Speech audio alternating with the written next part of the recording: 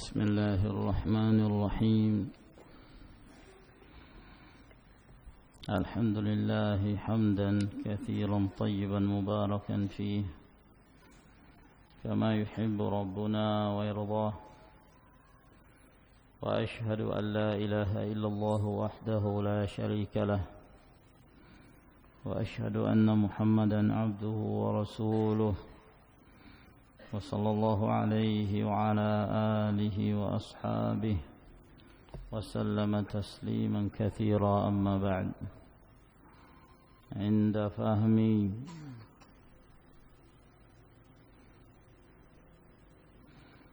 apa 4 wasiat yang sudah kita jelaskan.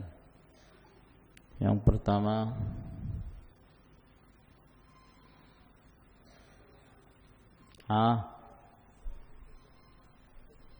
zikrullah subhanahu wa ta'ala. Yang kedua,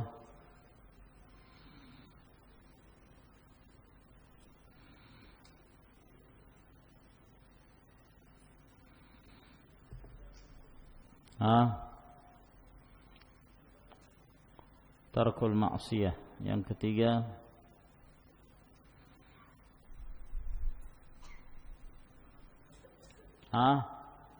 al-amal bil ilm. Yang keempat,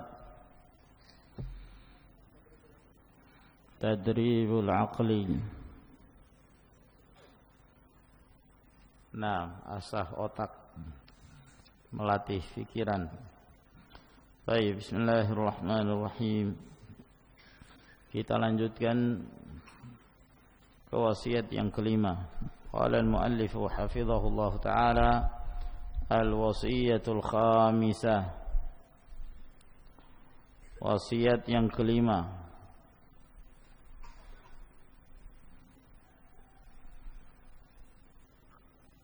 Khamisan. Yang kelima, kitabatul mahfudhi walau aktsara min marrah. Menulis apa yang telah dihafal, meskipun penulisan itu lebih dari sekali. Jangan bosan-bosan menulis. Orang yang sering menulis, maka dia semakin kuat untuk menjaga hafalannya. Ketika dia menghafal sesuatu, dia hafal dulu, setelah dia hafal baru dia tulis. Semakin sering dia latihan menulis, terus dia menulisnya, maka semakin kuat hafalannya. Maka ini pentingnya menulis. Dan itu termasuk di antara hikmah yang disebutkan oleh Allah Subhanahu wa taala dalam firman-Nya, 'allama bil qalam, 'allamal insana ma lam ya'lam. 'Allama bil qalam, Allah Jalla wa Ala mengajarkan dengan pena. Disebutnya pena untuk digunakan sebagai alat menulis. Dan menulis itu akan mendidik seorang dan menambah ilmu seseorang yang sebelumnya dia tidak mengetahuinya. Wa qad jaa'a fil hadits qayyidul ilma bil kitab. Telah datang dalam sebuah hadis, ikatlah ilmu itu dengan menulis. Hadis ini dikuatkan oleh Syekh Muhammad Nasiruddin Al-Albani rahimahullahu ta'ala. Beliau mensahihkannya berdasarkan jalur-jalurnya. Maka di dalam hadis ini menunjukkan anjuran dari Nabi sallallahu alaihi wasallam, barang siapa yang ingin mengikat ilmu, maka ikatlah ilmu tersebut dengan tulisan. Tulis ilmu yang telah diketahui. Sebab hafalan, apabila seorang hanya bersandar kepada hafalan, al-hifdzu khawwan kama yuqal. Al-hifdzu khawwan. Hafalan itu sering mengkhianati pemiliknya. Kadang-kadang hari ini kita menghafal, besok kita sudah melupakan. Jangankan besok, 1 jam kemudian kadang-kadang kita sudah lupa. Tapi kalau seorang menulisnya, maka itu akan semakin menguatkan. Dan itu subhanallah sangat terasa. Jangan bosan-bosan menulis. Meskipun dia harus menulis berkali-kali. sampai 2 kali, 3 kali, 4, 5 kali, sampai 10 kali dia rajin menulis. Maka ini penting, ma'asyiral ikhwah rahimakumullah. Wa ansyada syairu, ada seorang penyair mengatakan, al-ilmu saydun wal kitabatu qaiduhu. Ilmu itu adalah buruan dan menulis itu adalah ikatannya. Qayyid suyudaka bil hibalil wathiqah. Maka ikatlah buruan-buruanmu dengan tali-tali yang kokoh, yang kuat. Ada seorang hendak berburu, dia tidak membawa apa-apa. Bagaimana mungkin dia akan mendapatkan buruannya? Apabila dia hendak berburu, tentu dia harus menyiapkan tali.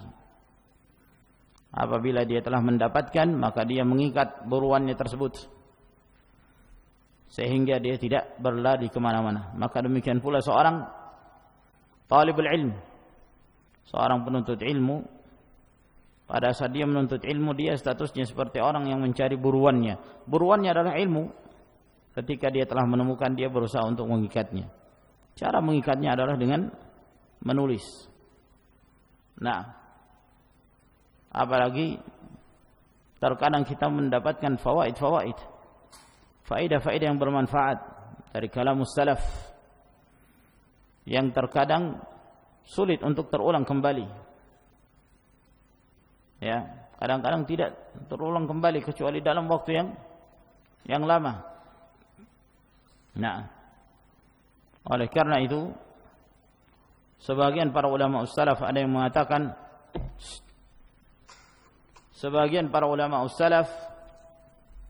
mengatakan, al-faidatu sari'ul fauti wa bati'ul aud.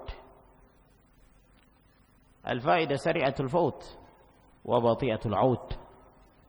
Faedah itu sangat cepat perginya dan sangat lambat kembalinya. Ya, sangat cepat pergi. Ketika misalnya kita mendengarkan pengajian, ya, kemudian kita mendapatkan satu faedah yang kita dengarkan di majelis tersebut. Kalau kita tidak segera mengikatnya, akan segera hilang. Syariatul faut sangat cepat sekali. Ya. Sangat cepat. Kalau seorang tidak mengikatnya, maka dia tidak akan mengingat lagi apa yang tadi disebutkan. Dan faedah tersebut sangat cepat hilangnya dan sangat lambat kembalinya. Mungkin kita tidak akan dapatkan lagi kecuali dalam sekian majelis. Ya. Meskipun sekarang alhamdulillah Allah Subhanahu wa taala memberi kemudahan kepada kita dengan adanya alat-alat perekam. Sehingga terkadang seorang tertinggal satu faedah di majelis tersebut, masih memungkinkan bagi dia untuk kembali kepada kasetnya apabila dia rajin. Sebab terkadang sebagian mereka hanya menjadi ahli rekam saja. Taunya merekam, enggak pernah dimurajaah. Nah, sampai rekamannya banyak, dia sendiri tidak pernah murajaah. Ini kerugian. Fa kullu ma balaghaka min ilm faqayyidhu kay la yadhi'.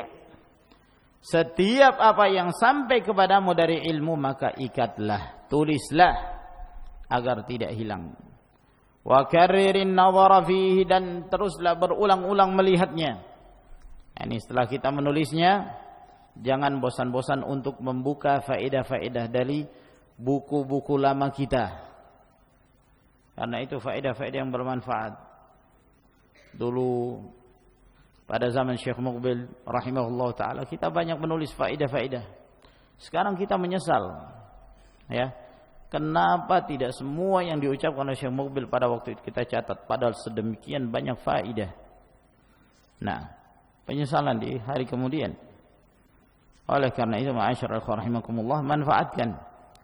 Tulis terlebih dahulu, suatu saat nanti kita murajaah, kita melihat lagi, maka semakin mengokohkan apa yang telah kita hafal. Sebab kadang-kadang hafalan itu lenyap, hilang dari ingatan. Bal karrir kitabatahu 10 marrat hatta tahfazahu. Bahkan ulang-ulangilah menulisnya berpuluh-puluh kali sampai kamu betul-betul menghafalnya.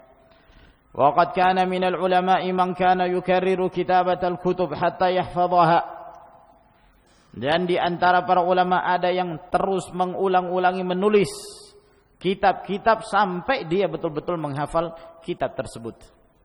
Sehingga ketika dia menulisnya sudah dia tidak memakai kitab lagi, dia menulis dari hafalannya. Wa min dzalika ma dzakara adz-Dzahabi fi Tadhkiratil Huffaz. Di antara para ulama yang demikian apa yang disebutkan oleh Imam adz-Dzahabi dalam kitabnya Tadhkiratul Huffaz an Ibn al-Khadibah ad-Daqqaq. Dari Ibn al-Khadibah ad-Daqqaq annahu kataba sahih Muslim bil ujrati 7 marrat, bahwa beliau menulis sahih Muslim 7 kali. Ya, dan beliau menerima upah dari penulisan tersebut. Beliau tulis 7 kali. Kita mendengar semuanya saja enggak pernah. Ini sudah ditulis sampai 7 kali ya, ikhwan. Himmah. Ini merupakan semangat yang luar biasa. Sahih Muslim ditulis 7 kali. Nah. Wa dzakara 'an Ibn Marzuq Al-Harawi annahu kataba Jami' at-Tirmidzi 6 marrat, dan beliau menyebutkan dari Ibn Marzuq Al-Harawi bahwa beliau telah menulis Jami' at-Tirmidzi atau yang dikenal dengan Sunan Tirmidzi, namun lebih tepat At-Tirmidzi disebut dengan Kitabul Jami', bukan Kitabus Sunan, Kitabul Jami'. Beliau menulis Jami'ut Tirmidzi 6 marrat, sebanyak 6 kali. Jami'ut Tirmidzi. Wa dzakara 'an Abil Fadl al-Maqdisi al-ma'ruf bi Ibn al-Qaisarani. Beliau juga menyebutkan dari Abul Fadl al-Maqdisi yang dikenal dengan penyebutan Ibn al-Qaisarani, annahu kataba as-sahihaini wa sunan Abi Daud 7 marrat bil ujrah, bahwa beliau telah menulis 2 kitab sahih Bukhari dan Muslim ditambah lagi Sunan Abi Daud 7 kali, dan beliau diupah dengan penulisan tersebut. Wa Sunan Ibn Majah 10 marrat, beliau menulis Sunan Ibnu Majah 10 kali. Nah, kalau tidak mau yang panjang-panjang ya sudah Sunan Ibnu Majah saja terlebih dahulu yang ditulis. Tulis Sunan Ibnu Majah. Nah, sedikit, cuma 2 jilid yang sekarang dicetak, 2 jilid. Nah, 2 jilid tebal. Nah, mau melatih tulisan silakan nulis. Nah, alangkah baiknya kalau menulis disertai dengan faham. Nah, subhanallah. Ini menunjukkan semangat yang luar biasa ya kawan. Ya. Menunjukkan bahwa mereka bukan orang-orang yang malas. Mereka bukan orang-orang yang menelantarkan waktu-waktu mereka dengan berbagai hiburan. Subhanallah.